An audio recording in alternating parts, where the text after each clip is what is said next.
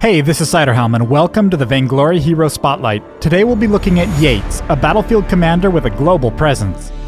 Yates is a kind of captain who knows how to make an appearance. Whenever his allies are in need of help, he can leap to their aid regardless of where they are on the map.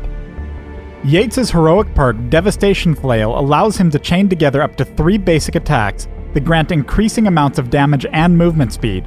Yates does not need to continuously damage the same target in order to gain these benefits. Attack any nearby target and use the movement speed to get into the perfect position to use his abilities, or just smack the enemy carry for a large amount of health. Yates' first ability, Wolf's Maw, turns his flail into an extendable grappling hook that grabs hold of the first enemy in its path and reels them back towards him. Use this to pull unsuspecting enemies out of position and into the waiting arms of your teammate, or to pull an enemy away from your ally. This can also be used on jungle camps, which makes it great for securing buffs when the enemy isn't looking. On Overdrive, the cooldown of the ability is greatly reduced. I recommend taking this skill first and maxing it as soon as possible. When Yates activates Overwhelm, he begins to gather energy for a short period of time before releasing a shockwave that stuns and damages all nearby enemies. Additionally, while he's gathering energy, he gains a movement speed boost, allowing him to reposition for the perfect stun. On Overdrive, the stun duration and the bonus movement speed are increased. I recommend maxing this ability second. Yates' ultimate, Ironman, allows him to leap to any chosen location on the map. When he slams down, he damages and slows nearby enemies while giving allies a large barrier. Additionally, if Overwhelm is cast before activating his ultimate, it will release a shockwave when he lands, stunning surrounding enemies. His global presence makes him a great ally and a terrifying foe. Keep an eye out on the map to see where a well-timed ultimate can turn the tides of battle. Yates is one of the best captains when it comes to singling out enemy heroes. In this clip, Yates catches a glimpse of the enemy team attempting to capture Blackclaw.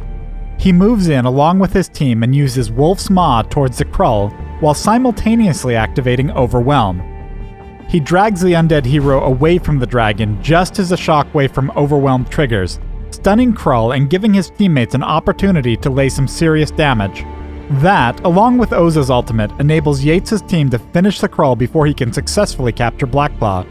As his teammates start to retreat, Yates' Overwhelm comes off cooldown, and this time he activates it in order to gain a movement speed boost.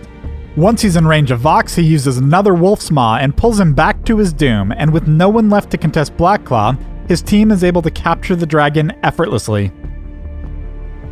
In order to best utilize Ironman, Yates needs to keep a close eye on what is going on the map at all times.